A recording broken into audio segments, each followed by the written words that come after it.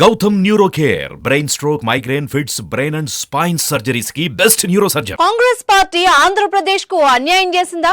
కాంగ్రెస్ వల్లే ఆంధ్రప్రదేశ్ నష్టపోయిందా? కాంగ్రెస్ ను ఆంధ్రప్రదేశ్ క్షమిస్తుందా లేదా? వైఎస్ షర్మిలకు ఆంధ్రప్రదేశ్ పిసిసి అధ్యక్ష బాధ్యతలు అప్పగించిన తర్వాత ఏపీలో జరుగుతున్న చర్చ ఇది. ఏ నమ్మకంతో షర్మిల ఆంధ్రప్రదేశ్ కాంగ్రెస్ బాధ్యతలు తీసుకున్నారు?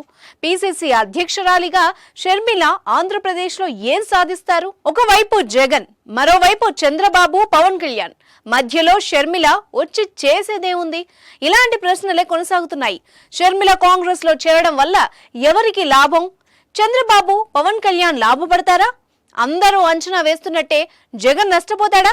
షర్మిల కాంగ్రెస్ లో చేరింది జగన్ మీద కోపంతోనా, లేదంటే కాంగ్రెస్ పార్టీ మీద గౌరవంతోనా?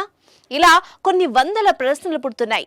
సమాధానం కోసం అందరి మెదళ్లను తలుస్తున్నాయి. అయితే కాంగ్రెస్ నేతలు మాత్రం అసలు కాంగ్రెస్ ఆంధ్రప్రదేశ్ కు చేసిన అన్యాయం ఏంటి అని అడుగుతున్నారు.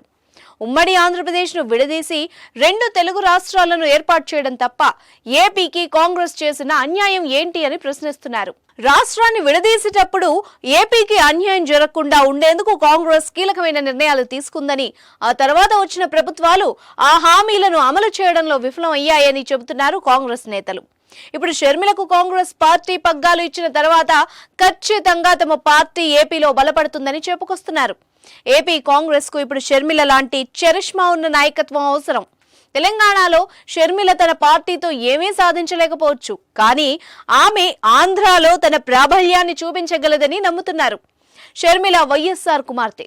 రాజశేఖర్ రెడ్డికి ప్రతిబింబంలా కనిపిస్తుంది ఆవిడ. అంతేకాదు, అప్పటి వైఎస్ఆర్ అనుచరులంతా ఇప్పుడు షర్మిల వెంట నడిచే అవకాశాలు ఎక్కువగా ఉన్నాయి. పార్టీ బలపడ్డప్పుడే ఆ పార్టీ ఏపీకి చేసిన ద్రోహం ఏంటి, మేలు ఏంటి అన్న అంశాల మీద చర్చ జరుగుతుందని అంచనా వేస్తున్నారు. ఎందుకంటే ఉమ్మడి ఆంధ్రప్రదేశ్ ను విడదీసి 2 తెలుగు రాష్ట్రాలను ఏర్పాటు చేసినప్పుడు కేంద్రంలో అధికారంలో ఉన్న కాంగ్రెస్ పార్టీ ఏపీకి 2 కీలకమైన హామీలు ఇచ్చింది. అందులో ఒకటి ప్రత్యేక హోదా అయితే మరొకటి పోలవరం ప్రాజెక్ట్. ఈ 2 హామీలను నెరవేర్చే అవకాశం ఆ తర్వాత కాంగ్రెస్ పార్టీకి దొరకలేదు. ఎందుకంటే ఏపీని విడదీసిన పాపానికి అక్కడి ప్రజలు కాంగ్రెస్ ను గోతి తీసి పాతిపెట్టారు. అయితే అప్పుడు ఇచ్చిన ఈ 2 హామీలే ఇప్పుడు గోతిలో చిక్కుకున్న కాంగ్రెస్ కు ఊపిరి పోస్తాయని అధిష్టానం నమ్ముతోంది. ఆంధ్రాలో తమకు అధికారం ఇస్తే ఖచ్చితంగా తాము ఇచ్చిన ప్రత్యేక హోదాను ఏపీకి ఇస్తామన్న ప్రచారాన్ని మొదలుపెట్టింది.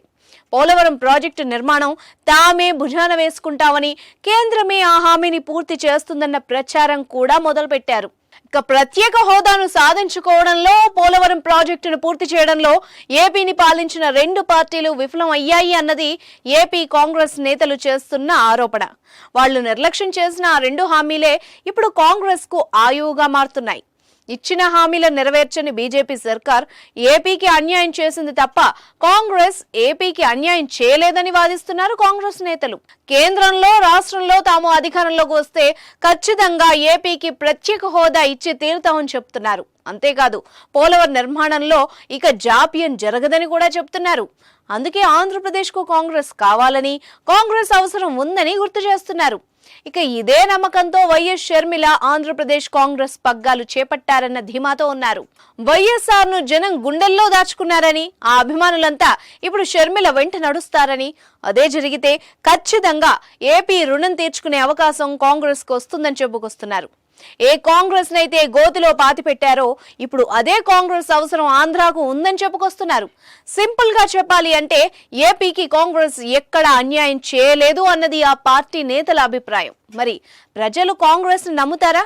సమాధిలో ఉన్న కాంగ్రెస్ కు ఓట్ల ద్వారా మళ్లీ జీవం పోస్తారా? వేచి చూడాలి.